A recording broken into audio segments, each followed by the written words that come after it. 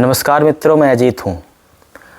आज हम European Buckfast मधुमक्खी और हमारी इंडिया में पाली जाने वाली एपिस मोलिफेरा के उत्पादन के अंतर को समझेंगे और बकफास्ट मधुमक्खी किन देशों में पाली जाती है और उनका उत्पादन क्या है, उसके विषय में हम चर्चा करेंगे।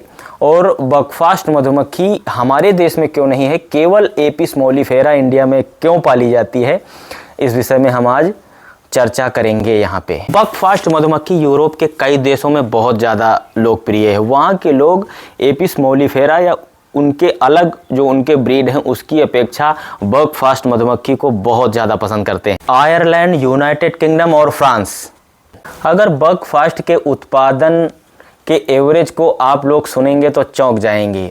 आज की डेट में फेसबुक पे सर्बिया और स्वीडन के कई मित्र हमसे जुड़े हुए हैं।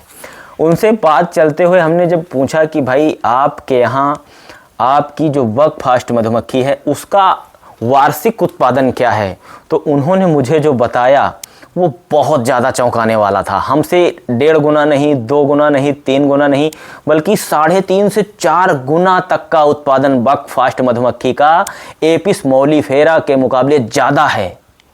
जब इतना ज़्यादा उत्पादन बकफास्ट मधुमक्खी दे रही है तो वो हमारी इंडिया में क्यों नहीं पाली जा रही है, इंडिया में क्यों नहीं है, इसके बारे में मेरे पास कोई सटीक रिपोर्ट नहीं है कि क्यों नहीं है। लेकिन जो चर्चा चलती है, विभाग के कुछ अधिकारियों से जो बात चली है, तो वो ये बताते हैं कि उनमें कुछ बीमारियां भी हमारी मक्खी के मुकाबले ज़्यादा हैं।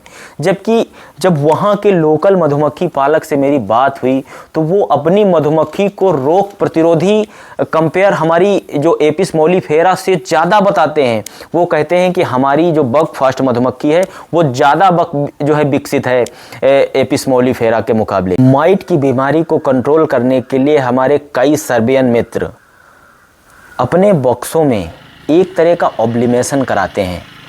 वो कहते हैं कि हम अपने बॉक्स में एक स्मोकिंग कराते हैं, ऑब्जेलिक ऑब्लिमेशन कहते हैं। इससे बहुत तरह की माइट और कुछ लार्वा सड़ने की बीमारी ऑब्जेलिक ऑब्लिमेशन से नष्ट हो जाती है। वो कुछ जो चाइनीज़ पट्टियाँ कई जगह यूज होती हैं वो उनका सख्त विरोध करते हैं। कहते हैं कि हमारे ऑब्जेलिक ऑब्लिमेशन से ही माइट ख़त्म हो जाती है और हमारी मधुमक्खी साल में 1 क्विंटल 20 किलो शहद का उत्पादन देती है। बकफास्ट मधुमक्खी इंडिया में क्यों नहीं आ रही है, इसका कोई विभागीय ब्यौरा मेरे पास नहीं है। हाँ, मुझे लगता है कि ब्रीडर को चाहिए और वो वैज्ञानिक से संपर्क करके बकफास्ट मधुमक्खी की ब्रीड को इंडिया में इंपोर्ट करें। इसमें बड़े मधुमक्खी पालक, ब्रीडर और हमारे देश के वैज्ञानिक और नेशनल बी बोर्ड को आगे आना होगा। हाँ, यह है कि हमारी जो इटालियन मधुमक्खी है उस पर तो हम लोग काम कर ही रहे हैं, लेकिन अगर कोई ब्रीड बहुत अच्छा उत्पादन दे रही है तो उसको लाने में मुझे ऐसा नहीं लगता कि कोई बुराई है। उसको मैं इस बात का समर्थक हूँ कि बकफास्ट मधुमक्खी को इंडिया में आना चाहिए। इससे ये फ़र्क नहीं पड़ता कि मैं इटालियन बी का विरोधी हूँ, मैं इटालियन बी का काम कर रहा हूँ, मैं मोलिफेरा पे काम करता हूँ, लेकिन कोई अच्छी प्रजाति है वो अपने देश में इस समय नहीं है इसलिए नहीं लाना चाहिए, ये कोई बहुत सही बात नहीं है। बहुत से बड़े बड़े मधुमक्खी पालक इस बात के समर्थक हैं कि बकफास्ट मधुमक्खी को इंडिया में इंपोर्ट करना चाहिए, इंडिया में लाना चाहिए और उसको हमें आगे बढ़ाना चाहिए। अब आती है बीमारी की बात कि बकफास्ट में बीमारी हमारी एपिस मोलिफेरा में बहुत ज़्यादा है, बहुत ज़्यादा लगती है और उसको मधुमक्खी पालक ही कंट्रोल करता है। उसके लिए कहीं जिला वाइज डॉक्टर नहीं है, मधुमक्खी पालक ही उसका इलाज कर रहे हैं। हाँ, उसकी भी एडवाइजरी जारी की जा सकती है कि इसके क्या इलाज हो सकते हैं, क्या क्या किया जा सकता है। अगर इस पर काम किया जा सके तो भारत में कम खर्चे में शहद के उत्पादन को बढ़ाया जा सकता है। जो व्यक्ति 500 बॉक्स मधुमक्खी पालन कर रहा है वो 150-200 में उतना ही उत्पादन ले लेगा, उसका खर्चा उसको कम आएगा। इसलिए मुझे लगता है कि बकफास्ट मधुमक्खी को इंडिया में लाना चाहिए। जो व्यक्ति 3 गाड़ी मधुमक्खी पालन कर रहा है, 4 गाड़ी मधुमक्खी पालन कर रहा है, वो 1 गाड़ी में उतना पैसा कमा लेगा। इसलिए बकफास्ट को इंडिया में आना चाहिए। हाँ, अब आती है हमारे जो है एपिस मोलिफेरा के उत्पादन और उसके रखरखाव की बात। एपिस मोलिफेरा हमारी इंडिया में जब अपनी अच्छी अवस्था में थी, अब तो खैर इनब्रीडिंग या कई दिक्कतें वहाँ पे आई हुई हैं, मौसम में भी बदलाव आया हुआ है, तो हमारी एपिस मोलिफेरा का उत्पादन 50 किलो 45 किलो उस समय पे था। अब इस समय हमारी मौलीफेरा का उत्पादन 25 किलो 30 किलो बचा हुआ है।